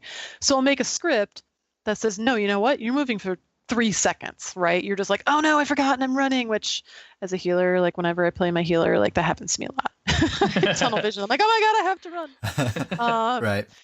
And so I looked at that, and it's like, it's significant. And what I also found was interesting that some classes, the movement, like if they move like that, it'll penalize them by like 2 to 4% DPS loss, like just for the few times you have to move. Yeah. Which is a big loss, right? I mean, if you're talking about things to improve on, other classes would be like 4 to 8, even 10%. These are the classes that have to just time things up right, or whatever, right? I think demo warlocks, right. If they move, right. Whereas like, some of the range, it doesn't even matter. They just have like such good movement spells because our rotations automatically handle the movement spells, right? Some of them, their movement spells are good, and other ones, it's like, no, they're not very good. So anyway, so it's like, it's really fun because I'll make all these other boss scripts and share them with people so that it's like, you know what?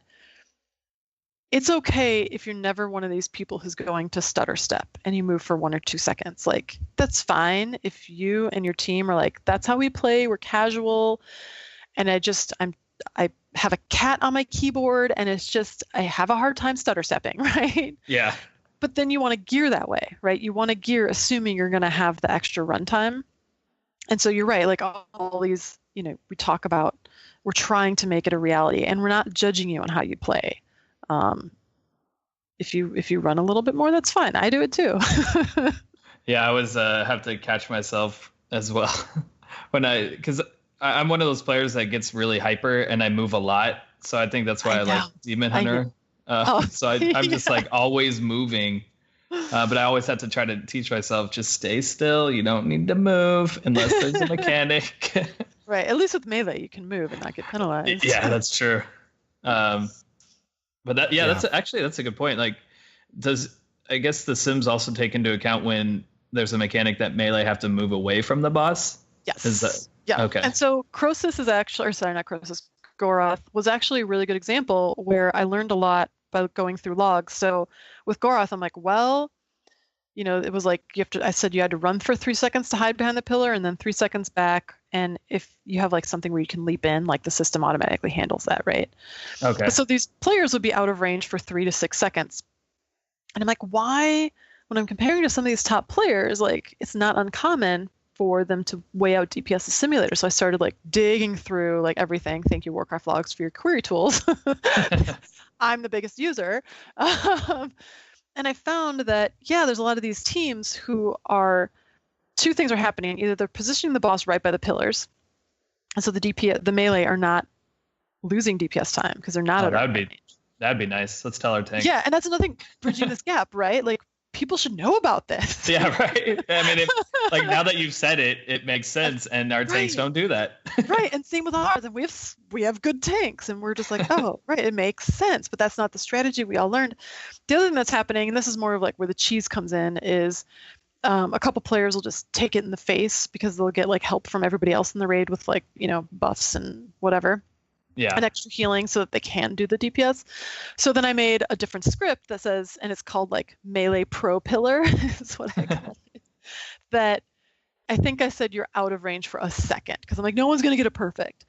And so, so it's basically however somebody scripts it, because you can't pull this data in from the game, right? You have to manually set these up. And so, so it's really fun because we're able to say, you know what, people play differently.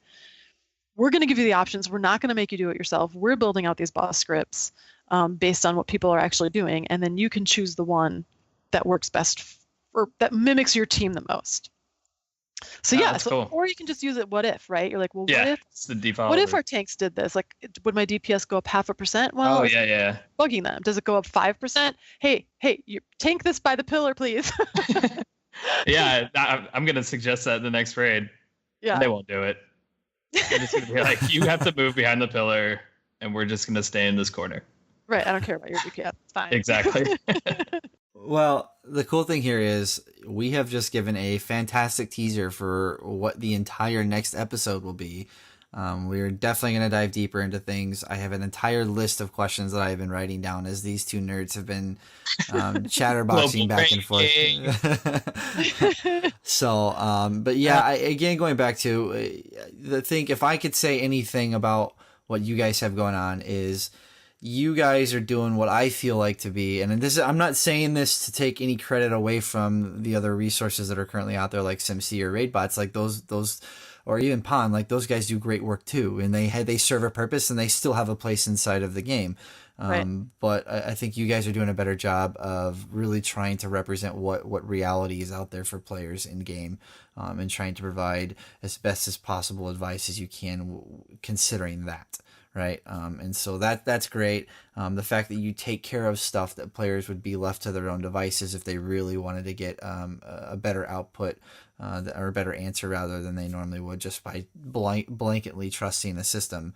by you guys taking care of running all the different combinations ahead of time, that kind of stuff. And the fact that just from talking to you in this, hour and a half, hour and 45 minutes, whatever it is, it's clear to me that you guys are constantly doing your homework and you never stop. Like it's my job. Right. And you're constantly adapting to the changes that come to the game, and there's always things to learn. There's always those situations we never think of. It could be 2 years from now, and all of a sudden, if we really wanted to, somebody could probably figure out something that never got figured out in Wrath of the Lich King for Wrath of the Lich King stuff. Right. You know what I mean? Like the possibilities of variance are infinite. And these systems are so complex. But I think the overall goal is, well, yes, these systems, these tasks that we are talking about are so very complex and hard, and can be a mountain of a problem at times. And if you break them down into their essentials, they're not that hard to understand. And as long as any one player, be it a top tier player or a common player, has a basic understanding of how these things work, it'll make it that much more easy to trust the system when you guys give an output. Right. And right. And we let you verify it if you don't trust us. Like what's the phrase? Trust but verify. Absolutely. Yeah. And I think that trust is going to be the biggest hurdle you guys have coming back into the game, where players are so used to just trusting SimC and Pawn and stat weights. Right. And part of it is we never were able to test, and it's still really hard to test SimC because it's like, what are you testing against, right? If you have this patchwork fight, what are you testing against? And so like we've all, like you said, we've all been trained. You just have to trust it because there's no other option. And so now we're like, nope, you don't have to trust it. Now that might also mean sometimes our stuff looks wrong because maybe it is, right? But we're letting you find it. Whereas like otherwise before that, there was never even a way to find it. It's just, it's so easy to say, well, of course the simulator does more DPS because it's a simulator. It's perfect. It's patchwork. Your raid isn't a patchwork. So yeah, of course you can't reach your simulated DPS.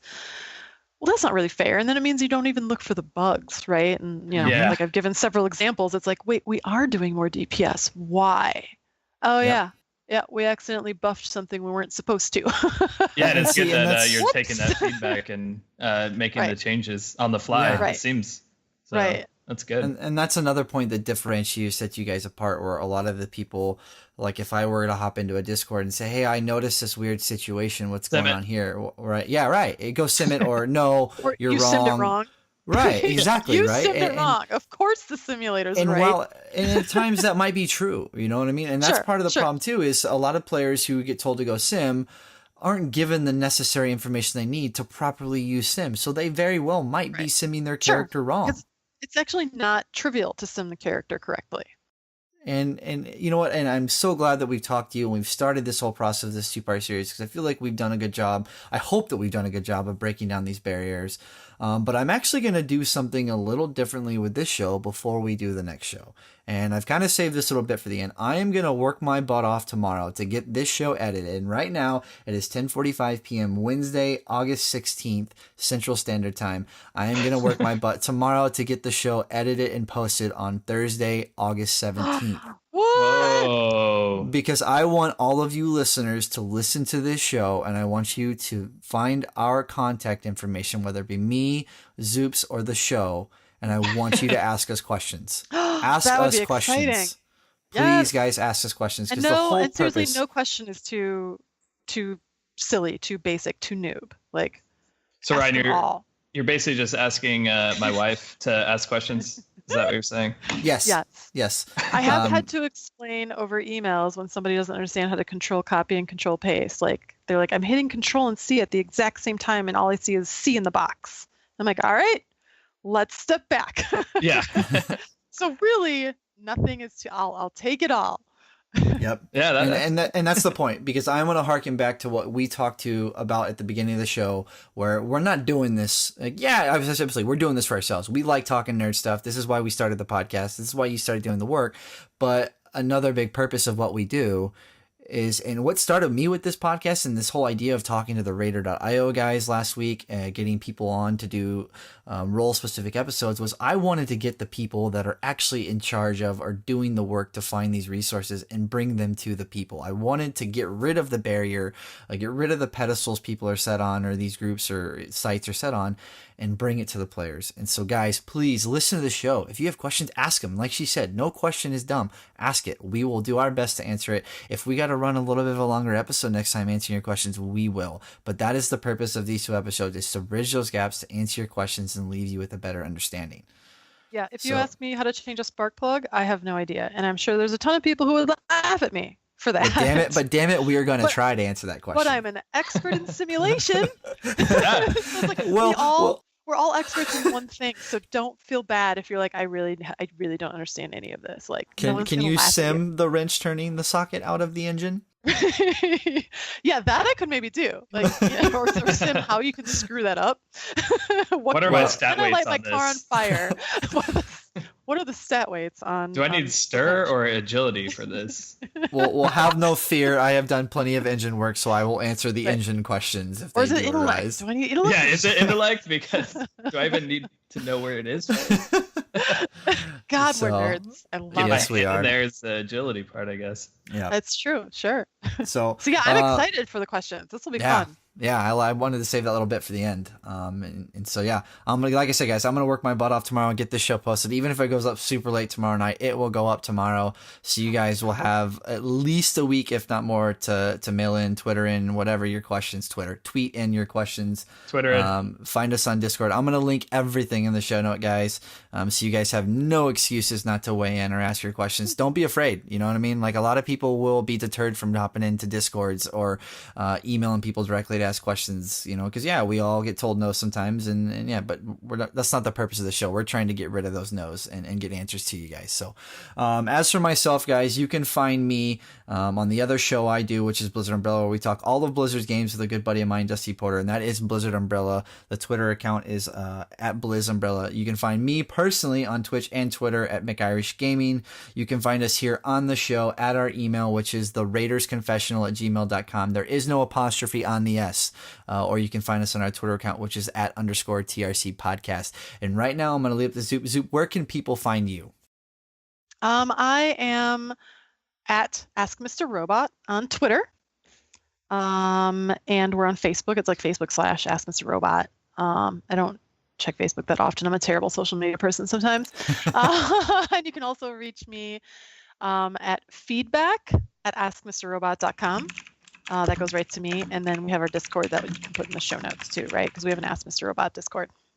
You bet. I will link all that in there. And per usual, guys, Cole doesn't have any social media. He's the worst nerd possible. So he's a selfish nerd. But yeah, guys, that's keep all my ideas to myself. So yeah, that's gonna do it for us today, guys. We're almost 2 hours in the recording. It'll probably whittle it down to about 1 hour and 45 once I clean the show up. But I really do honestly hope we've answered a lot of questions, and excited. Even if we've excited one of you guys to go over and start using Ask Mr. Robot, I think goal achieved. So ask us your questions, guys. But as for me, Cole, and now Zoops, we will talk to you in the second episode. See ya. Bye. Later.